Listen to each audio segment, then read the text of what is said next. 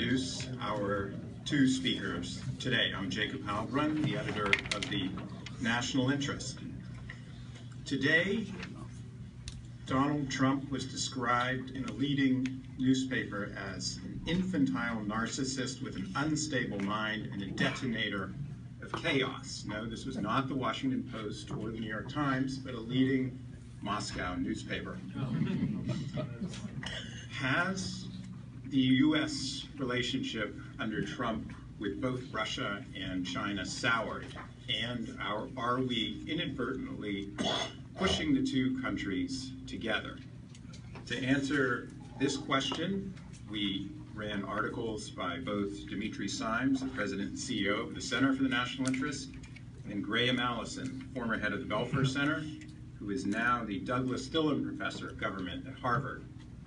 Each speaker will speak for 10 to 15 minutes and no more, and we will begin with Graham. So, thank you, Mr. K. Thanks very much. It's a pleasure to be here, and I look forward to the conversation. This topic was not one that I chose. We were already chatting about this. Dimitri gave me this assignment, and so I've been up to my eyeballs thinking about China. I've noticed from time to time the relationship with Russia, but I hadn't been thinking about the topic. And I thought it would be something I could take a day or two and have my research assistant look around, and it wouldn't be that difficult. It turned out it's a much more complicated topic than I imagined. And the piece that I gave Jacob is, I would say, about a little more than half-baked, but not finished, because there's a lot of unanswered questions. So I assume the purpose of the day is to try to challenge the arguments that are offered in the article, to try to clarify or correct. And I'll assume that most people have done their reading, but knowing that this is Washington, I'll at least give you the elevated version of the piece if you haven't read it. But you can read faster than I can talk, because I want to focus not on what it says in the article, but actually on the questions that remain unanswered. So the article basically asks, are we realizing Brzezinski's nightmare? If we put it in a provocatively. So basically, the year before he died in 2017, Spig had been watching what's going on, and Spig never at all a sympathetic bone in his whole body for Russia, nonetheless looked and saw something happening, and he was very clear about what he thought was happening.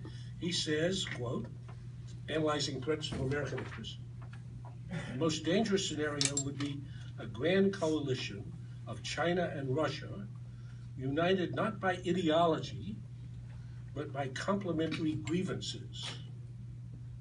This coalition, quote, would be reminiscent in scale and scope to the challenge posed once by the Soviet Sino bloc, though this time China would likely be the leader and Russia the follower.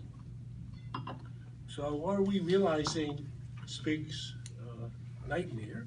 And I would say much more than I would have expected or anticipated. I hadn't paid that much attention to his point at the time. I watched it, in the periphery. And interestingly enough, this is a version of, in effect, cosmic revenge, since it's taking a page from Henry and Nixon's playbook when they played the China card in order to try to widen the split with the Soviet adversary, whom they rightly saw as the existential threat to American interests.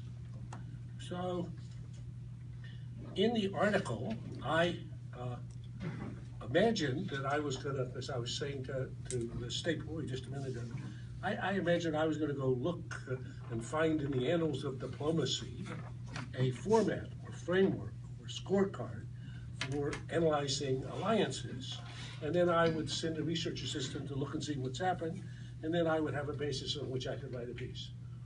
So I'm searching still for that format or scorecard or framework. And one of my requests today is if somebody has one or knows of one. Actually, Chaz came, you've written about this with at least some gradations along a couple of dimensions. But I'm looking for something that would look like the scorecard I can get for a horse race or for a football game, where I've got 7 categories or 17, and in which I can go about trying to make some assessments. So in the absence of that, I invented a poor man's version with 7 dimensions.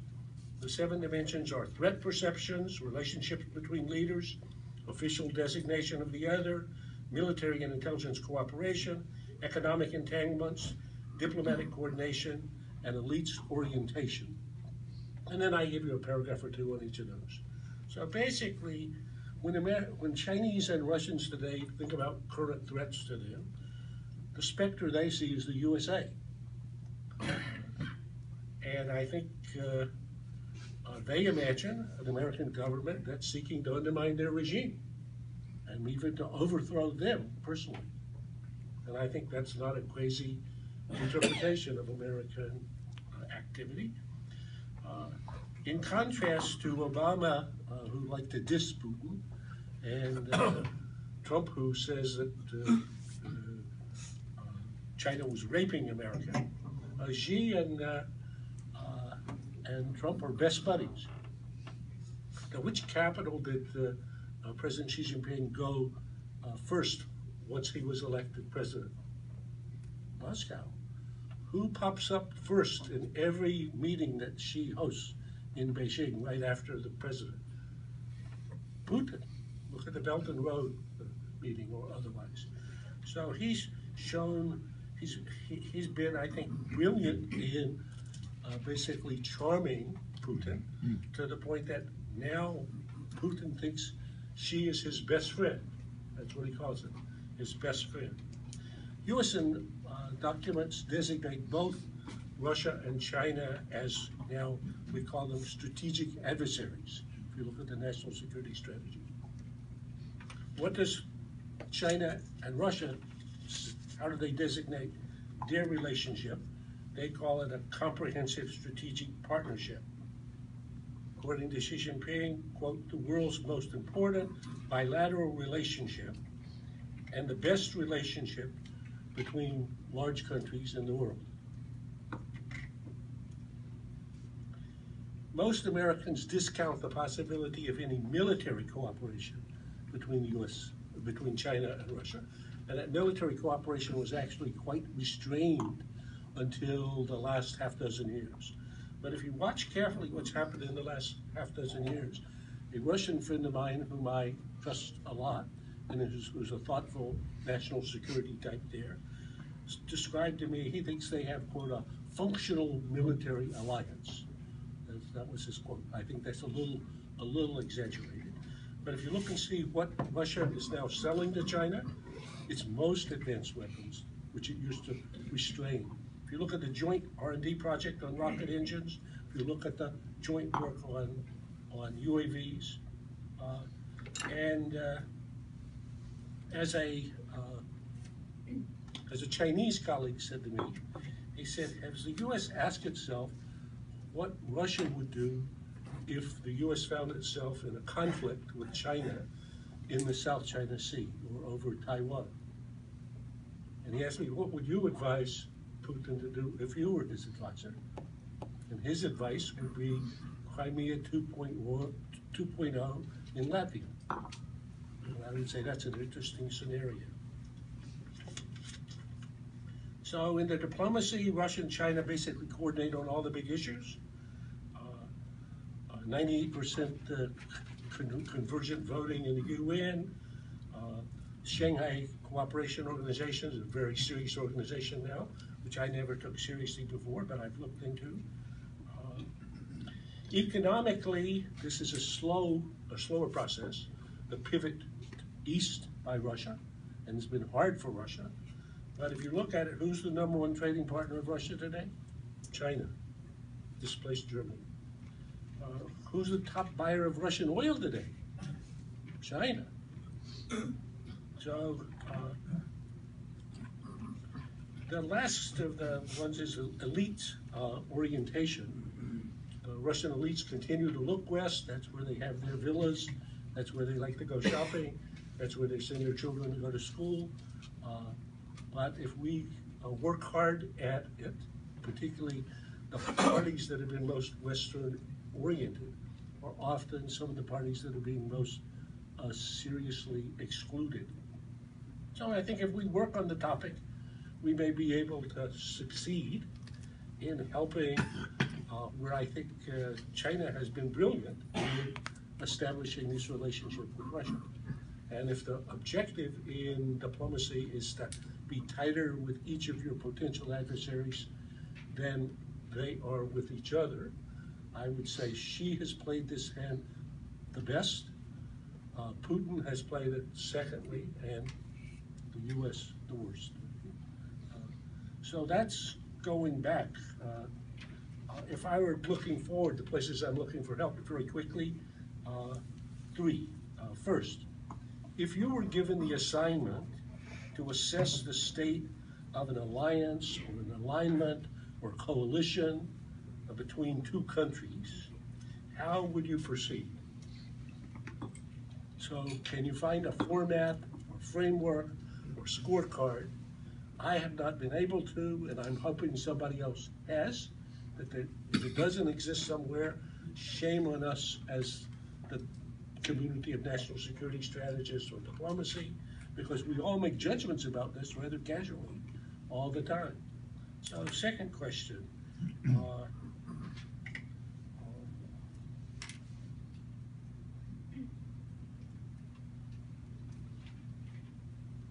in my article, in the best efforts I've made to assess the Chinese-Russian relationship, what have I missed or most misunderstood? As I say, I'm confident about this that's about half-baked. Okay? So but I'd be very interested in what is I missed, maybe in terms of the dimensions or in the assessment of the dimensions or otherwise. Third, and the hardest question is what's to be done. And I wish I had more to say on that, but I'll be brief. So first, I'm going to say 3 points.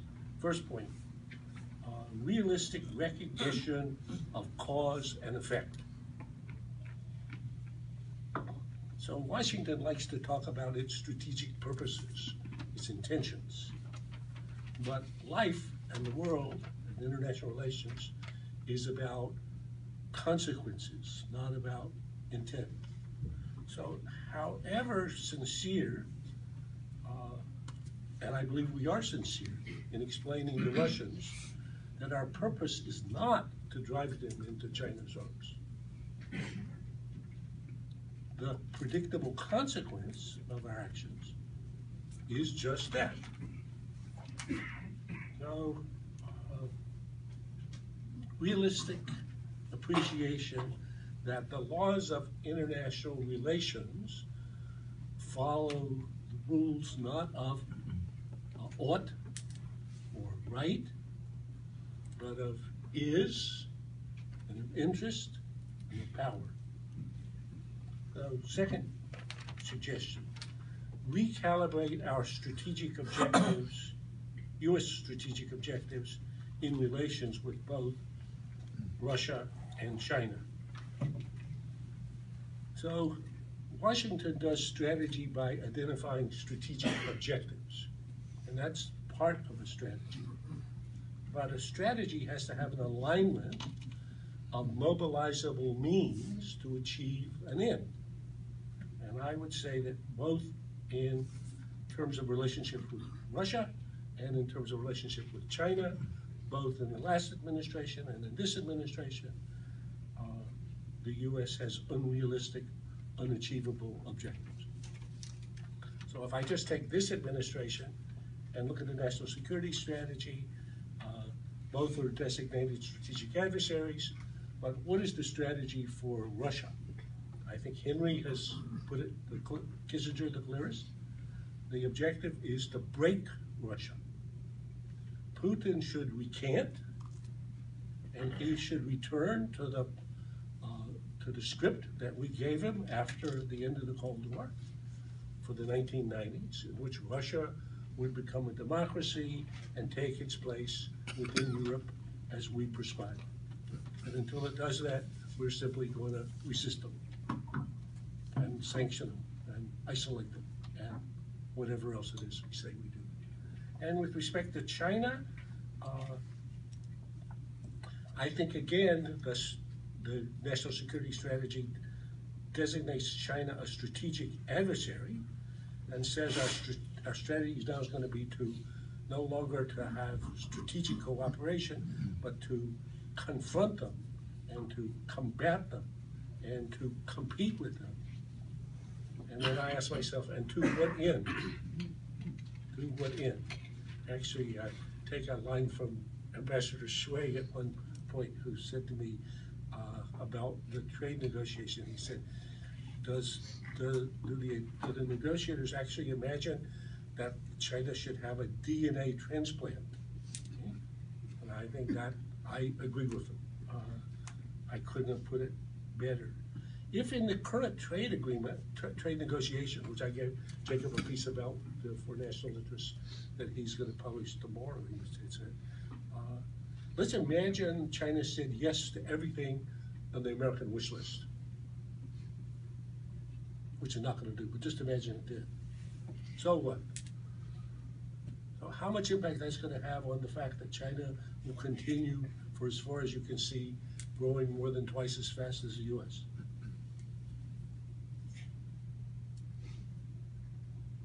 So I don't know to what end it is that we're now pursuing China, other than that it should, quote, again, accept our prescriptions for it to become, quote, more like us and take its place in the American-led international order that we designated for it, which I think is an unrealistic objective. As Lee Kuan Yew put it bluntly, he said, China will insist on being accepted as China, not as an honorary member of the West. And I think that sounds right to me. Third, finally, if we're trying to think about the relationship between the US and China, which I think is the most important challenge to the global order in the 21st century, and if you think that what US strategy should seek to do, which I think would be to create a coalition of forces that would be at least a counterbalance to China, to China's unreasonable, to the aspirations of China or actions that we judge unreasonable, then Russia should in principle be part of that coalition. So if that were my objective, and I'm not sure that's the preferred objective, but if it were my objective, just in the same way that TPP would have provided 40% of the world's GDP on one side of the table and 15% on the other side, a coalition that would include Russia would be a significant part of the picture. But I think given the sanity or insanity in Washington, and I'll let you judge that, the prospects of this are zero, so it doesn't even require great diplomacy on the part of China, even though I admire China's diplomacy in dealing with Russia to succeed in this case.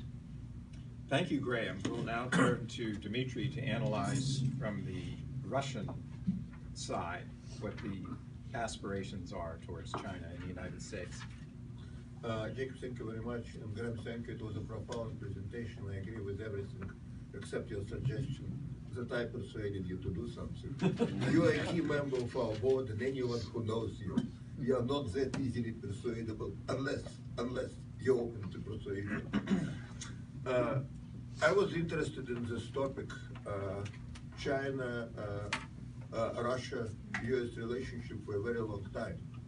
And actually, first time I really became very interested in that was in early March 1969, when as a very young staff member of the Institute for World Economy and International Relations, I was given an opportunity to go and lecture for the Soviet Knowledge Society in the Far East.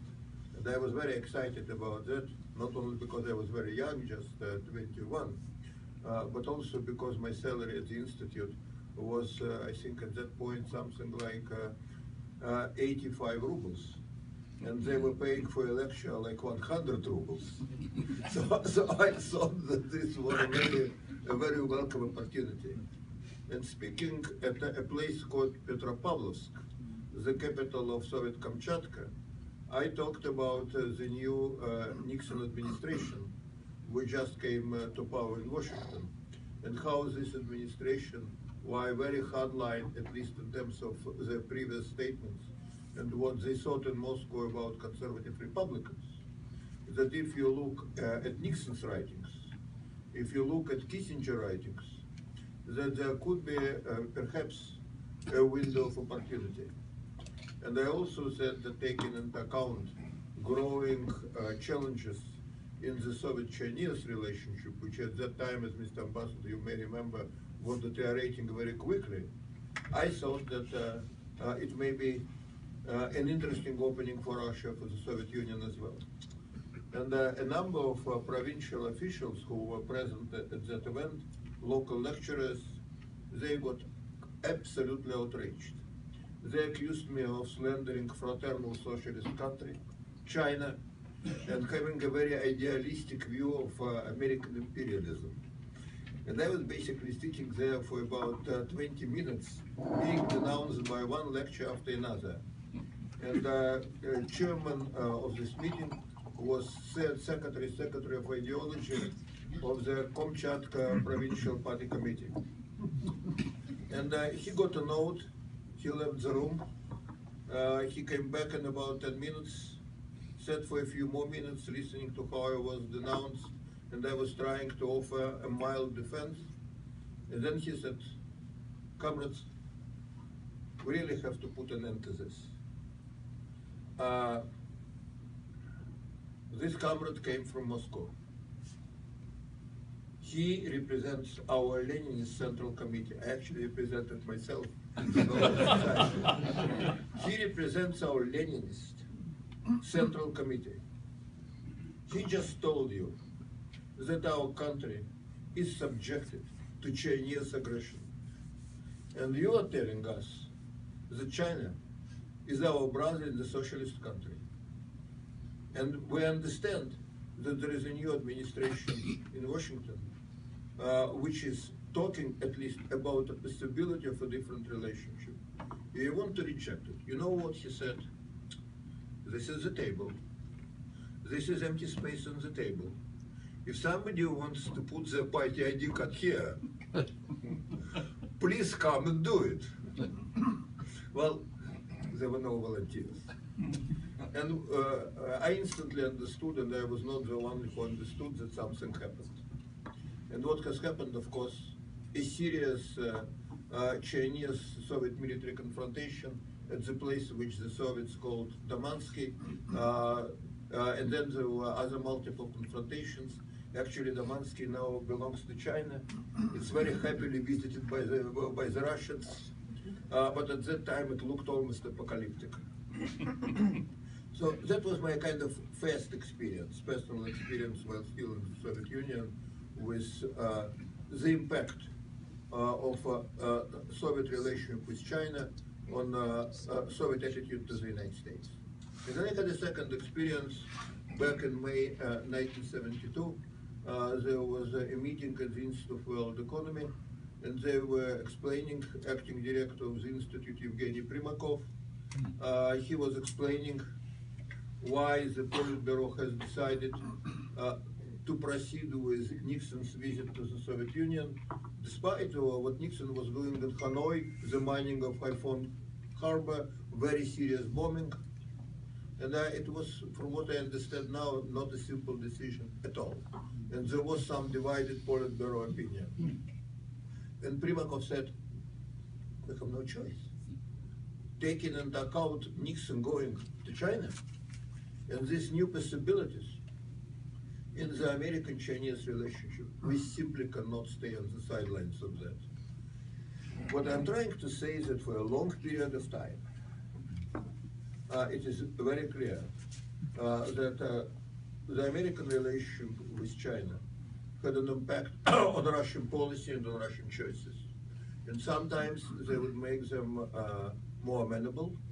And sometimes, I think, particularly we're talking about what is happening today, it makes Russian positions harder because they think that they have greater latitude, because they have other options. Even if there is no Russian-Chinese alliance, which I don't think is going to happen, I think just a very sense in Moscow, that they may have Chinese option, provides them with a kind of encouragement to be tougher, to be more bold, to be more optimistic about ability to survive without a meaningful cooperation with the United States. I spent several months in Moscow traveling back and forth this fall, helping to anchor a leading Russian TV talk show, which is called The Great Game. And I had a very interesting experience talking to Russian participants. Leading Russian experts on China, when they would appear on the show, they would almost unanimously, probably I should say unanimously, say that there was already an alliance between Russia and China. If there was no alliance, it was because of the name, because of the semantics. But basically, Russia could count on very close strategic cooperation with China. Then, in Russia, like in the United States, they have a green room where the guests are waiting, where in the Russian case they are entertained after the show, and the way you can learn what they really think. And once you start listening to them, well, you discover it is not quite that simple. You do understand that, first of all, there are a lot of frustrations in Moscow regarding how much they can get from the Chinese. First, they do understand that China is not interested in any formal military alliance with Russia. That this is simply not in the cards. I don't know whether Mr. Ambassador you would agree with that, but I'm convinced that in Moscow they don't expect your government to accept a military alliance with Russia in any foreseeable future.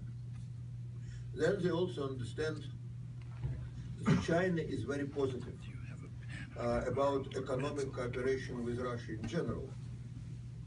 Well, but when you talk about a specific deal, that becomes a little more complicated.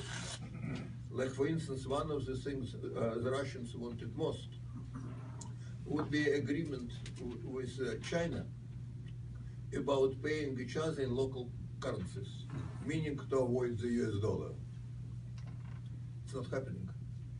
There is a lot of conversation, there are a lot of promises, but so far there is no specific agreement. And that's because of a lack of Chinese interest.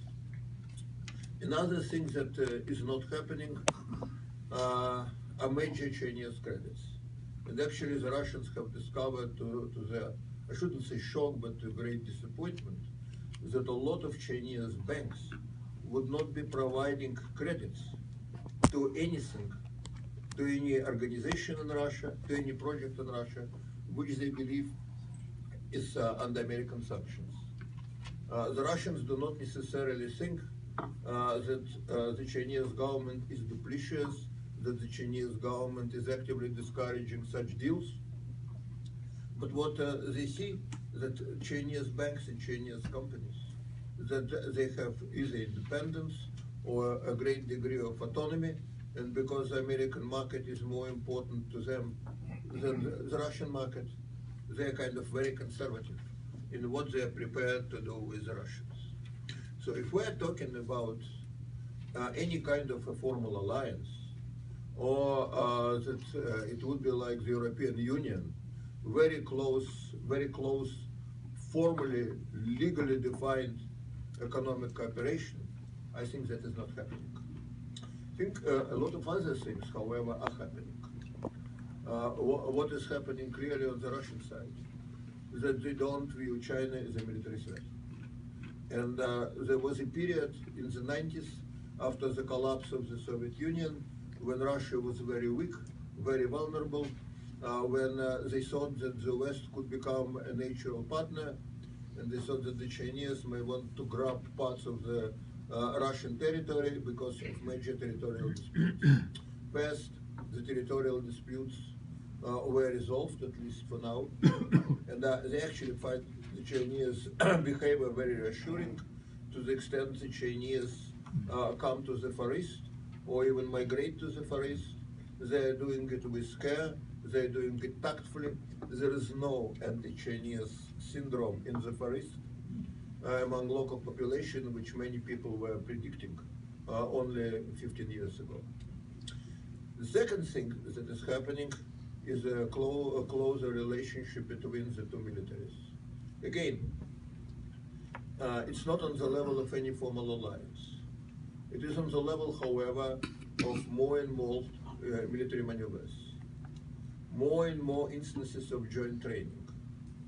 And very important, I will just talk about the Russian side because I understand it better. There is a different attitude on the Russian side to providing military technology to China. If, again, 15 years ago, 20 years ago, the attitude was that China was far behind, that you cooperate with these people, and they would replicate your technology, then they would sell these weapons to somebody else, or even worse, they would turn these weapons against you.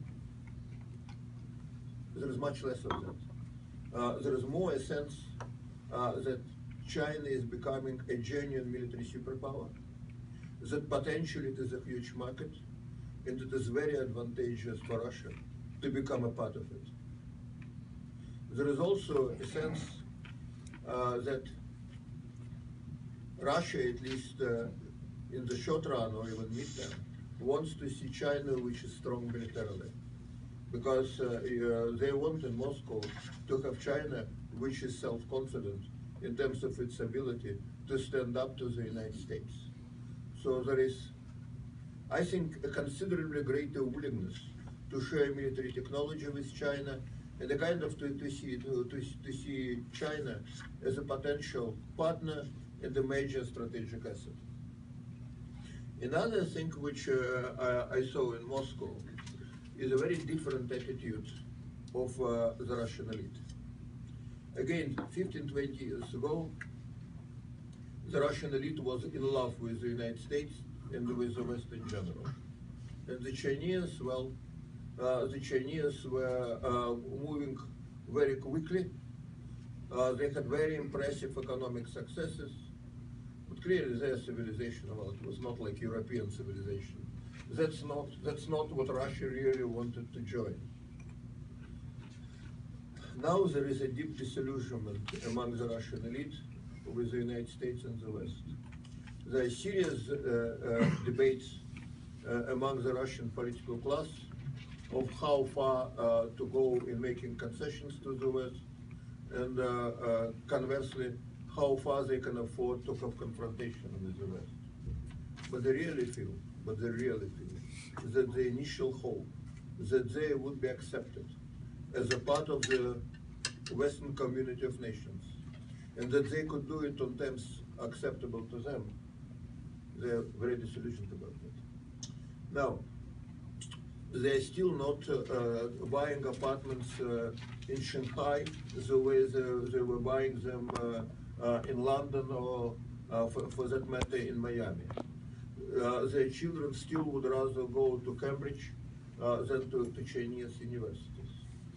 Remarkably, there is a lot of conversation about that in Moscow. There are conversations for the first time I hear, well, can we move our assets to Chinese banks? What about Hong Kong? There is a growing interest in China. Clearly, there is a growing openness to an idea that China cannot be just, if you wish, an economic partner and a potential strategic ally. But this is really a very interesting and potentially from the Russian standpoint, very attractive civilization, and that you can deal with people. China is becoming very powerful and very visible. So you hear frequently complaints in Moscow that too many Chinese coming, that they travel in groups, that they're loud. You hear these complaints, Mr. President, and then you hear something else, that there is an intense competition among best Moscow hotels to invite the Chinese, to make deals with the Chinese. There is a considerable openness to that. There is a new, what I would call, politico-psychological environment in Russia, which make Russia overall more open to China. What will happen as a result, I think, depends to a very considerable degree upon what will happen between the United States and Russia, and of course, how China would be responsive to Russian advances. And my impression is that most advances at this point are coming from Russia to China rather than vice versa. But it's also not exactly like Russian advances are being rebuffed. What I think you see in Moscow is a growing sense that they are being attacked by the United States, not so much because of what they do, but of what they are. An obstacle to U.S. commitment to maintain a liberal world order, which they think basically the United States wants to be run from Washington, maybe with some European allies. Again, if you talk to people privately, I think John Herbst would appreciate that. You would hear that they acknowledge that the latest incident in the Azov Sea, how to put it delicately, Russia made its fair contribution. They don't particularly like Poroshenko. They don't claim that it was entirely their fault, but they certainly think that Russia had an option of to allow Ukrainian ships to pass under the bridge, under the Crimean bridge. And most important, they of course had an option because they already have blocked space under the bridge. They just could stop Ukrainian ships and limit their response to something like that. Among serious people in Moscow, I do not hear anyone denying that there is Russian military role in Donbass, in Lugansk and Donetsk. You may have an interesting conversation, how much of a Russian role, how direct is this role, how justified, but they certainly acknowledge it. With the Skripals, I think that everybody was very skeptical. I talked to that Russia had anything to do with that attempted assassination. That is before they decided to put on Russian TV two so-called civilians who clearly were not quite civilians, and they could not offer any rational explanation of why these people went to Salisbury twice. The story was that they had that this was a very attractive town. Cathedral. Was a very important cathedral. So first day they went, the cathedral was closed. So they had to come second time. But we shouldn't draw, in my view, a misleading conclusion on that basis. The fact that the Russian elite does understand that they made contribution to their confrontation with the West and to reputation they have in the West. There is also a sense that the West probably have done much more. What essentially they're saying, well, who is teaching us moral lessons? Paul Saunders and I were at a meeting some time ago in 2017 with some Russian politicians and experts in Rome, where we talked about our mutual perceptions and mutual complaints. And I said to our Russian friends, you have to stop being deny everything society. Because when you deny everything, even things that are pretty clear that they took place, you are not enhancing your credibility. Nobody on the Russian side said that I was wrong. Instead, they said, you know what? And you, of course, have deceived us about NATO enlargement. And you, of course, have deceived us about what your role in Ukraine during the Ukrainian uprising really was. You were misleading us about what you really were doing with your democracy promotion inside Russia. So a leading Russian politician said, well, now let's have a serious conversation. If we're deniers, you're deceivers. And maybe we'll have a moment of honesty which will help us to start looking for some common denominator. The point is that it took a lot of time to make the Russian elite disillusioned about the United States and more broadly the West in general. And because the Russian elite is disillusioned, there is a much greater predisposition to look for other options. And number one option, number one alternative from the Russian standpoint is clearly China. And the Chinese economic success, and now increasingly Chinese military successes, they are accepted. If they previously were accepted as a little bit of an aberration, they now accept it as a new normalcy, which Russia should accept and, if you wish, try to benefit from. Last but not least, we always now look at the alliances like alliances of nations with similar strategic interests, and even more important, with similar values. Well, if that is the criteria, I think that the Chinese-Russian rapprochement realignment doesn't have very much future. That's, however, not the way most alliances worked in history.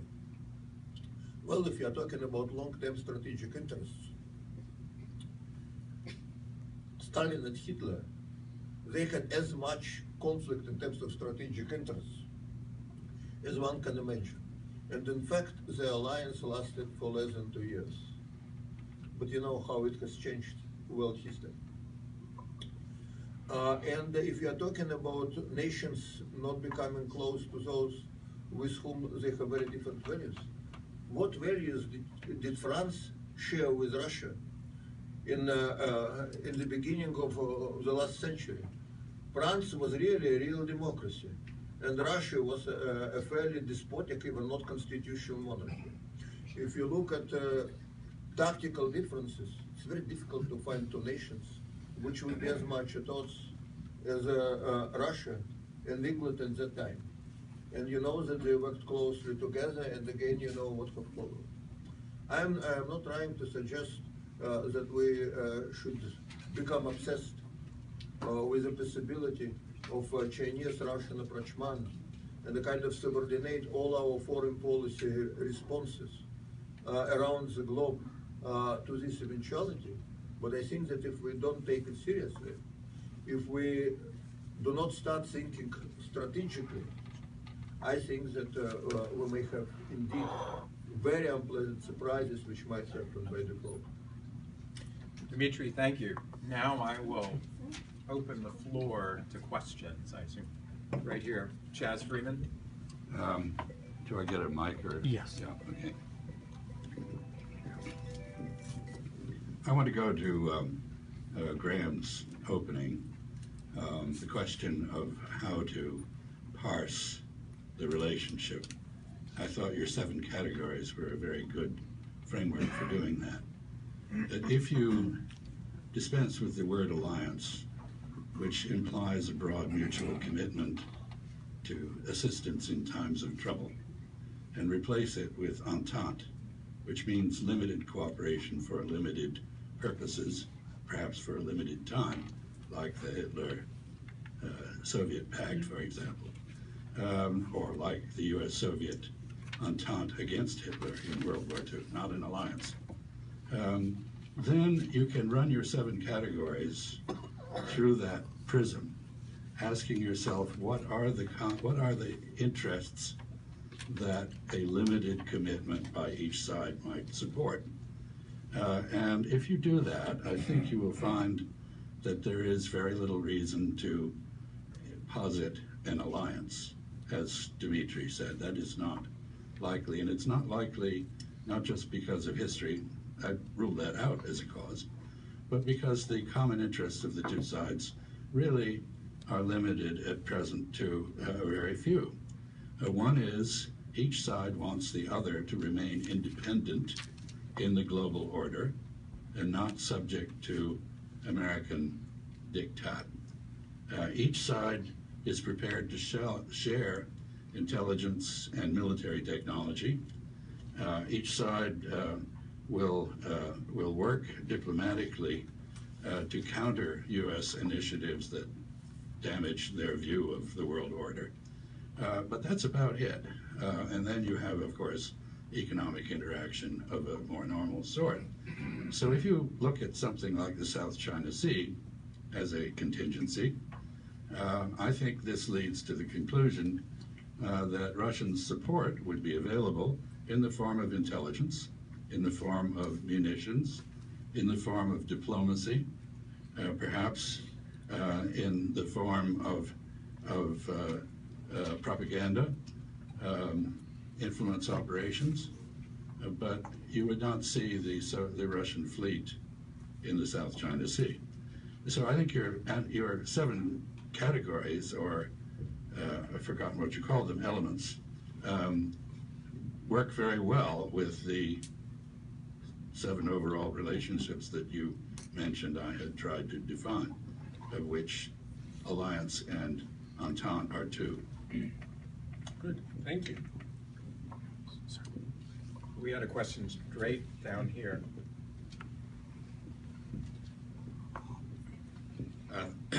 Andy Cutchins, Georgetown University. Thanks to the both of you for terrific presentations. Dimitri, I remember well, I was able to participate 3 times on Bolshaya Gra, the great game, and one of those episodes was precisely about the Sino-Russian relationship. And I felt like the 2 of us were definitely the 2 odd people out in face of the other Russian participants arguing that it was either an alliance or basically de facto alliance. But I was not in the green room, so I'm glad to hear that maybe we weren't so isolated.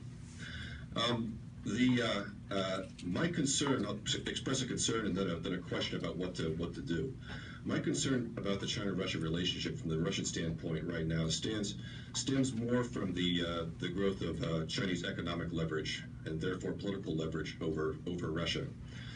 One data point struck me about a month ago in the Russian newspaper Vedomosti, the business newspaper, and that is that the indebtedness of Rosneft to China is $73 billion. $73 billion.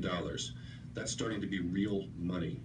And this is the largest oil company in Russia, of course. And there are a lot of other data points that one could point to. And certainly with the sanctions environment, although the Chinese are wary of coming into the crosshairs of U.S. sanctions, still the level of investment in the Chinese economy, particularly in strategic resources, is quite dramatic, and I think it does, to some extent, potentially limit Russian sovereignty. On my question about what to do for Graham, it has to do with the Russia-Japanese relationship.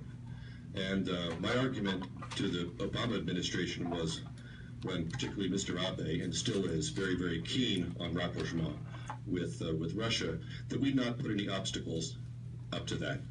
Now, the Obama administration's position was to hold the Japanese to a tougher position on almost like the Europeans in matching sanctions. The Trump administration, I understand, has been more flexible on this. My question: there's a lot happened in the last 6 months in the Russian-Japanese relationship. One question for you, Dimitri, is: do you foresee this the possibility of actually signing the peace treaty and coming to some kind of resolution over the island issue in the next 6 to 12 months? And one of the problematic issues, and I would put this to both of you, is what would happen if islands are turned over back to Japan? Would the United States be willing to agree that there would be no military installations placed on those islands? And I would think that would be a very, very serious concern for the Russians in considering turning over the Kurils of the Northern Territories back to Japan. Thanks. If I may start with that Japan clearly is a very important factor in this relationship. Japan is quite important to Russia. Japan joined sanctions against Moscow, but the sanctions remain quite minimal.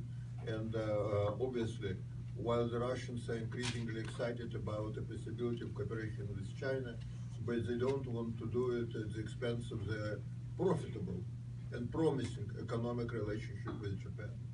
But the question of islands is a very tough one.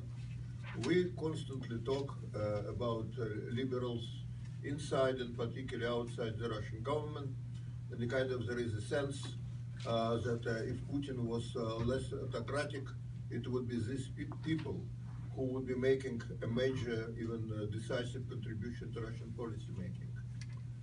I don't think that it's quite that simple. There is, as I'm sure you know, there is a growing nationalist, communist opposition to the Putin government, and that opposition is becoming more visible. They have won several gubernatorial elections recently. They just had a spectacular success in Vladimir, where they had, as you probably know, elections of local legislature. And surprise, surprise, nobody expected the communists to do very well. They did extremely well. They now have a second faction in the local legislature, and that faction is led by somebody called Maxim Shevchenko, who is a kind of communist firebrand, was a great friend of the United States in the 90s, now extremely anti-American, and they are just introducing resolutions both in the Duma and the local legislatures: no inch of Russian land to the Japanese. That is becoming also a slogan for the ultra-nationalist, but not entirely independent, to put it delicately, Zhirinovsky Liberal Democratic Party. And I can see it. I know that you know this, probably this firebrand Nikita Isaev, former government official who regularly appears on Russian TV. There is increasingly this anti-Japanese movement. My impression is that Putin doesn't understand that in forthcoming parliamentary elections, gubernatorial elections, his United Party or United Russia Party is going to lose ground. And I think that Putin likes to control elections and not to allow meaningful opposition candidates to run in elections. But he doesn't want to eliminate them altogether. And accordingly, I think that faced with this populist nationalist challenge, Putin is likely to be very, very careful in how he approaches any territorial compromise with Japan. I think that a demand, no American bases anywhere on the islands, I think that this is probably a very minimal Russian position. Also, let me just say that both Mr. Zhirinovsky and particularly the communists, they are huge admirers of the Chinese model. So there is no similar meaningful political opposition in Russia to growing reconciliation with China. Wayne, if I just make one, two footnotes. First, I did a study with, I can't remember, I think colleague Fiona was working for me then, on how to solve the island problem. It's not hard. We came up with 79 alternatives. So you can, if you go to the Balfour website, you can look at it. The one I liked the best was the Krakatoa solution. Krakatoa was an island about which was a great dispute until there was the volcano erupted and the island sank. So if these islands would sink, this problem would go away. And it gets easier after that. So, I think Abe is very interested in this from the things that I've been watching. And Abe is wanting to achieve something, and he doesn't know how long he's going to be there. So this would be something that I think would be a big win for him. I don't think that we could, and I don't think we would, and I don't think he would agree to have military bases on the islands. I don't think that's a big issue. For Putin, it's a complicated question, and I defer to Dimitri. I always start with for the Russian elections and for Putin, especially now that he's so established, that Stalin's line about it matters not who votes, matters who counts, is enough under control that he worries about demonstrations or big operations of instability, but in terms of the votes, I think it's pretty predictable that he'll win all the elections that he wants to by something close to the margin, but I defer to Dimitri. Well, Graham has just given us new literal meaning to the term sunk costs in terms of the islands. We had a question next from Wayne Mary, the American Foreign Policy Council. Thank you. And I very much agree with almost everything that's been said by the speakers thus far. Graham, I'd like to invite your comment on something. As you know, my background is mostly on Russia, but 20 years ago I wrote a short book on Russia-China relations. And in researching it, one of the things I found from the Chinese side was while they were certainly prepared for cooperation and various forms of partnership, and I don't think they would have balked at what Chaz has correctly referred to as an entente relationship with Russia, that fundamentally they regarded Russia as part of their Chinese concept of the West, that historically, culturally, linguistically, confessionally, it was part of what they viewed as the West. And whatever problems Russia might have with Europe or the United States, those were problems within what they saw from Beijing as the West. And that nothing to change the fact that Russia had been one of the imperial powers involved in the dismemberment of China and the unequal treaties and so on and so forth. And that therefore that was a permanent limitation on China's willingness to engage in a commitment to Russia that might go beyond partnership or entente.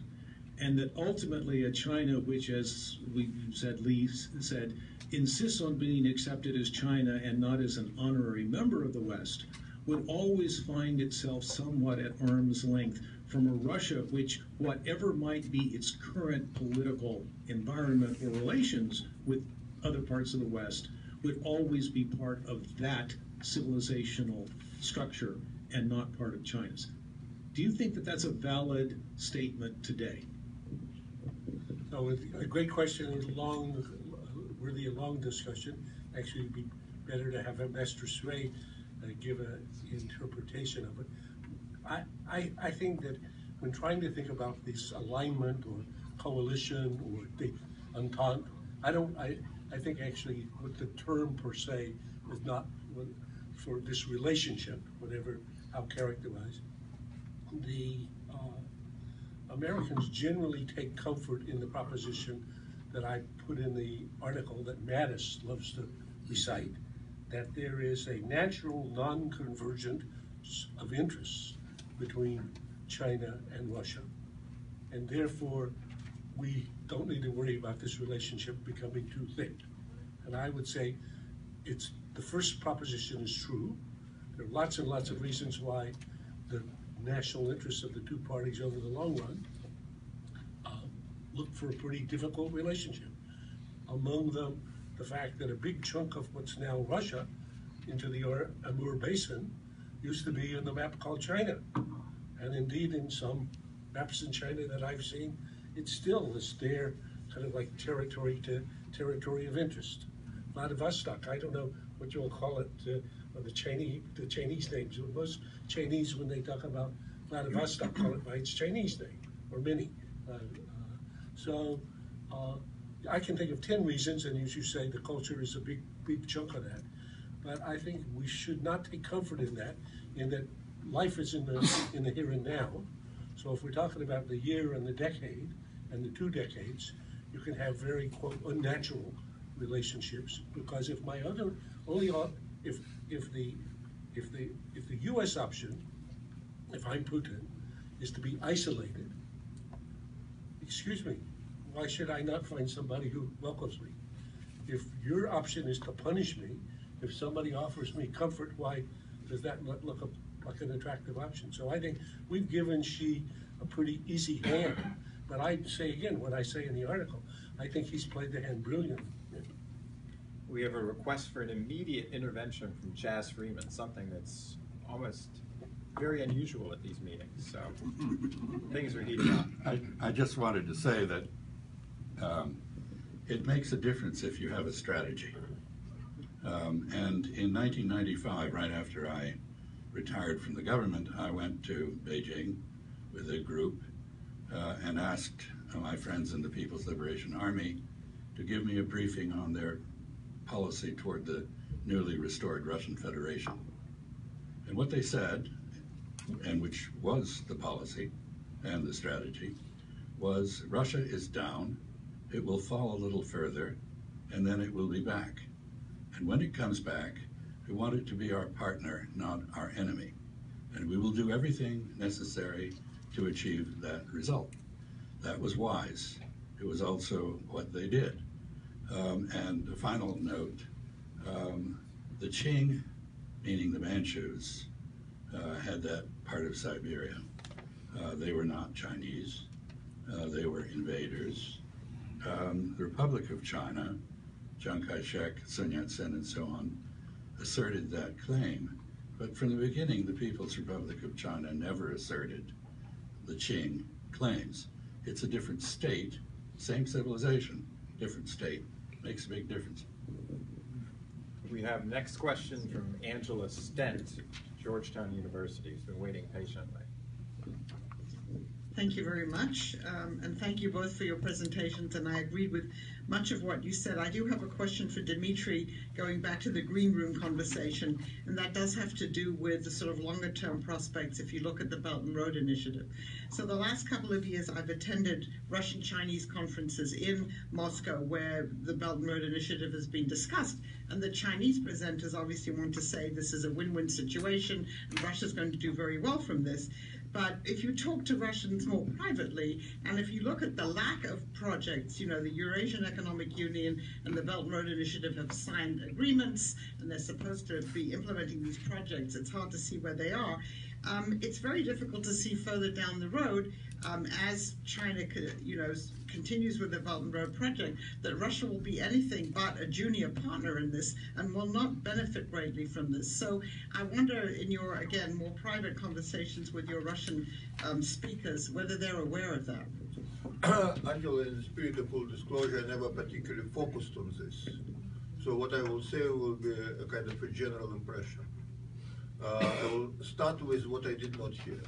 I did not hear about any Russian officials and experts talking about the Belt Road as something they were interested in. I did not hear any criticism, but I did not hear any particular interest. I think the general perception is, as I understand it, that this is primarily a Chinese project, that Russia wants to the extent possible to accommodate China. It certainly does not want to appear obstructionist. Having said that, not only Russia is being offered the role of a junior partner, I think the sense is that this will be one way for China to increase its influence, its leverage in many countries between China and Russia, where Russia also wants to play a role, but where it doesn't have same economic investment opportunities. So accordingly, that's a project they're willing, how to put it, to participate in, but that's not what they're prepared to champion. Can I make one footnote on that? In the article I mentioned Putin's very artful sort of formulation for an alpha male to give an account of how Russia can be a junior partner. And again, a good Russian colleague explained this to me. He said, how could you be more artful than this? Quote, this is Putin. The main struggle, which is now underway, is for global leadership, and we are not going to contest China on this. Ambassador Burt has a question.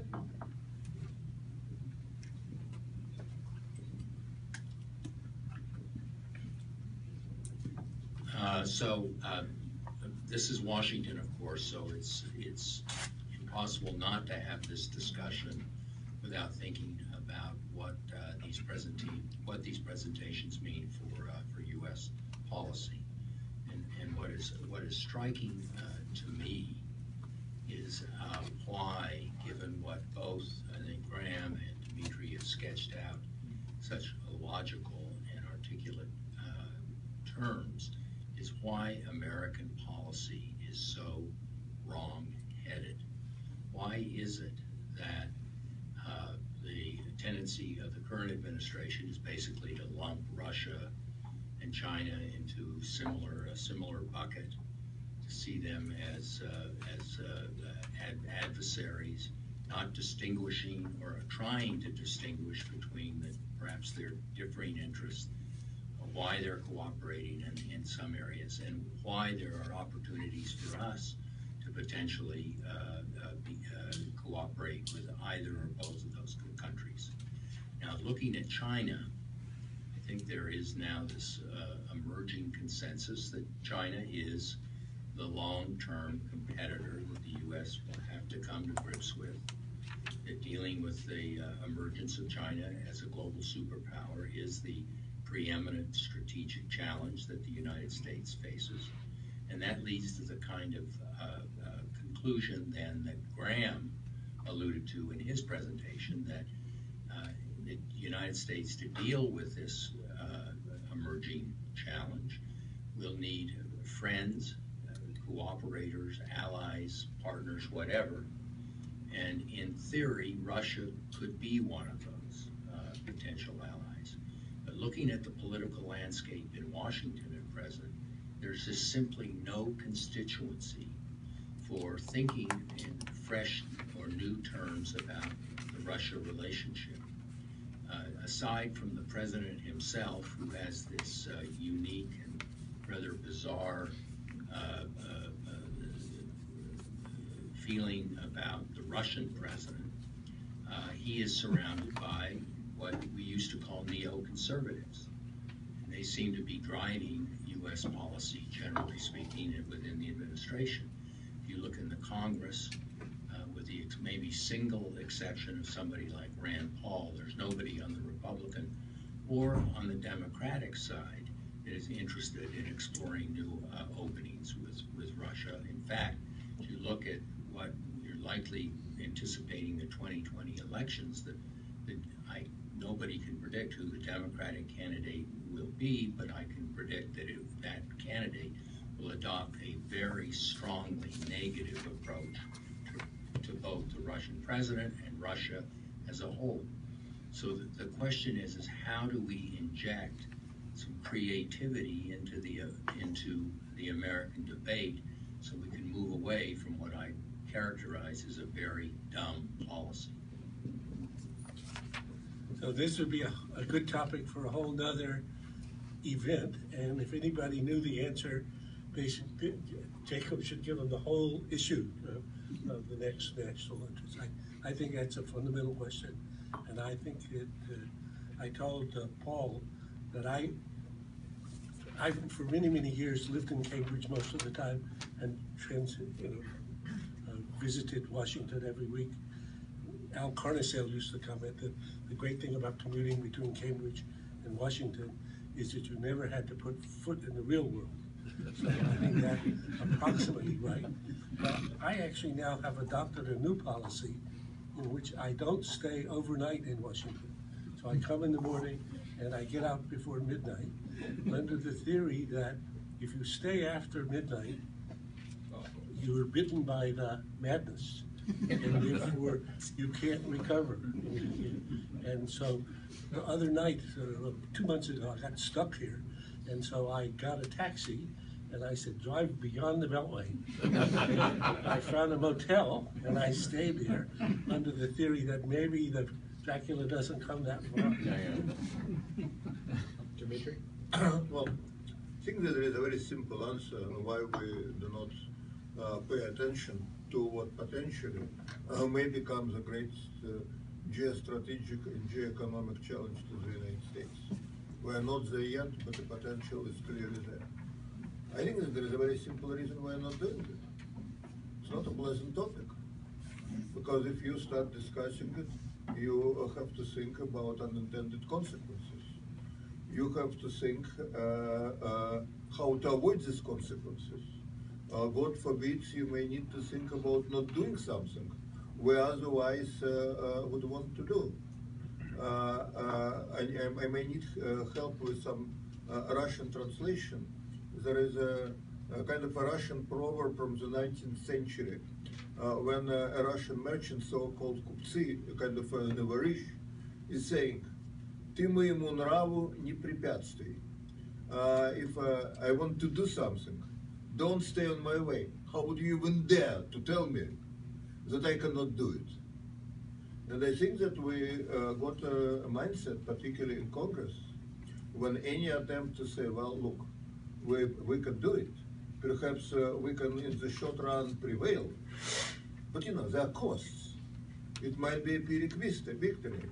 Our opponents, they may be bad guys, but they also have their options. And these options may prove to be costly for us.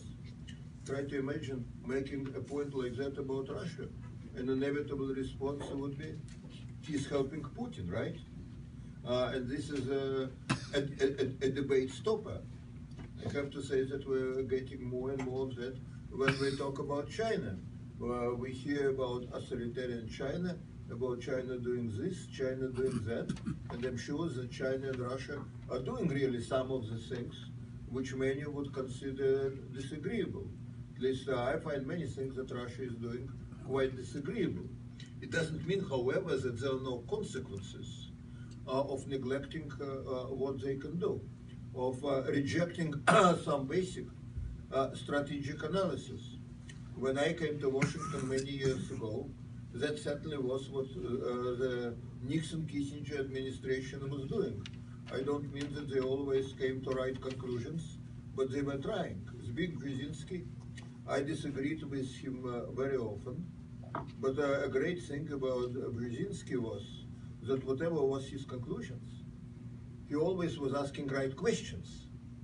And while he had very strong feelings, particularly about Russia, in the case of Ukraine, for instance, he was one of the first people saying, we have to protect Ukrainian independence, but there are also certain things like NATO membership for Ukraine, which we should avoid. And we should avoid creating an impression in Moscow that this is our objective. I don't see any interest for this kind of serious strategic debate in Washington. And there was a reference to the president. I think that the president, during the campaign, he have displayed some interesting realist instincts, or maybe I should say impulses. But he never was interested in a kind of systematic strategic thinking and creating a team which could help him with that purpose. So I think that we have a lot of very smart people with very strong feelings making their inputs in how American foreign policy has to be formulated today. But I don't see any serious attempt to think about a new world order, what it takes for us to shape it to the extent possible to American benefit. We had a question, I think, from Marvin Ott. Long run for the microphone.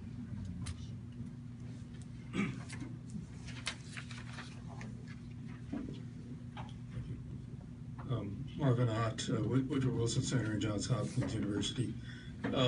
This has been spectacular, no surprise. And for me, it's been a bit of a revelation, and I wanted to plummet just a little bit on the territorial issues between Russia and China. Back to the Manchu Empire, the maps that Graham referenced. As I understand it, one of those maps is a mural map at the Army Museum in Beijing that shows the sort of the historic boundaries of China, which go right up to the shores of Lake Baikal.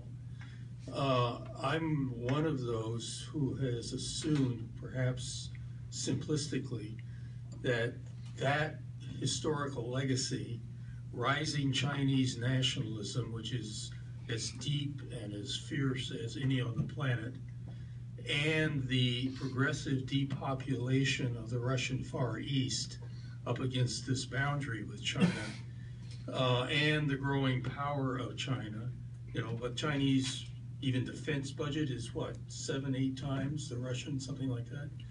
That all of those things taken together add up to if I were a Russian strategist working for, in Moscow, I'd be scared to death.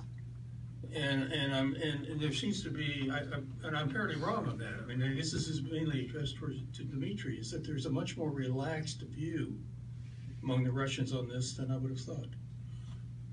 I found a much more relaxed view, and we have a senior Russian diplomat here in the room who may want to comment or perhaps disagree with me. But I found, you're absolutely right, a much more relaxed view than I saw before. Certainly much more relaxed than in '69, and I would say certainly much more relaxed than I would say in 1999. And I think that this is something President Putin and President Xi were able to accomplish. It's not only a question of substantive agreements or disagreements, but I would say a new climate in the Chinese-Russian relationship. And we all understand that climate is not everything, but it helps to create a prism through which people and governments look at the remaining issues. I can make one quick footnote on that. Basically, a good Chinese, a good Russian friend from me says, we have to remember we have a discount rate that makes any long-term question not very interesting. Because we have to live today and tomorrow and next year. So anything that happens in 5 years, 10 years, there's virtually no interest. Right here, we had a question. Hi, thanks very much for the conversation. It's been excellent. I'm Andrea Kendall-Taylor, and I'm from the Center for New American Security.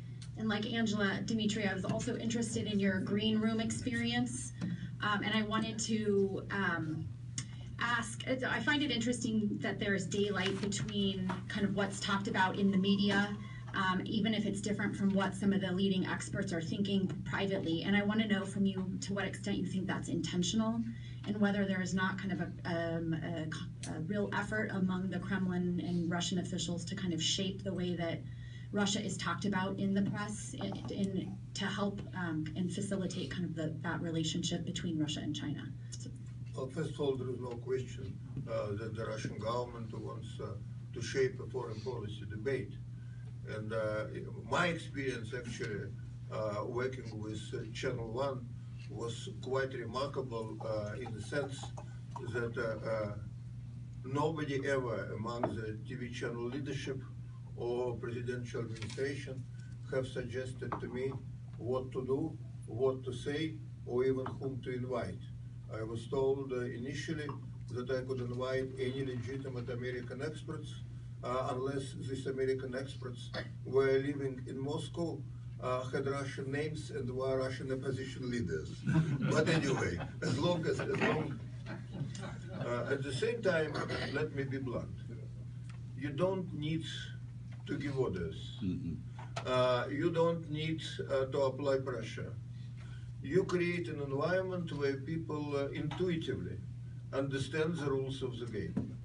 And if somebody wants to be a player among Russian experts, if they want to be taken seriously, if they want to have access, it's not like they're afraid that they would not be allowed to travel like during the Soviet period, or that they would not be published. It's not a concern. But the feeling is that if you want to be a player, there are certain unwritten rules which you should be able to understand, and you should take them seriously. That's point number one. Point number two, and actually I did not realize it to the same extent before I spent this time in Moscow, to what extent Russian experts, particularly non-governmental experts, are reluctant to think about Russian foreign policy options. I had very sophisticated conversations about American policy, and many of them had good access, despite our current disputes with Russia. They had good access to American officials, members of Congress. I'm really impressed with their sophistication. But when I start asking them, and what about your own government? What about any of your own debates? I at first thought that they're hiding something. And then I began to feel that with very few exceptions, that's not the way they're thinking. Because that kind of thinking is not useful to them, if you understand what I mean. There is no demand in the policy-making system for that kind of an input from the outsiders. If you want to be influential, you have to be inside the government. The only exception are some TV show hosts but who are fairly well connected and probably actually have better access to the leadership than the experts. But they tend to be very propagandistic, and many of the shows, how to put it, it's half analysis, half entertainment. So they tend to go overboard. No, not at all. But the bottom line is there is a deficit of serious foreign policy thinking in Moscow, at least as far as I'm concerned, outside the official decision-making system. And how that system works, I still do not know. It's very clear that Putin is the ultimate decider, that there is a group of people whom he consults, but what is the format of these consultations? I cannot enlighten you. I do not know.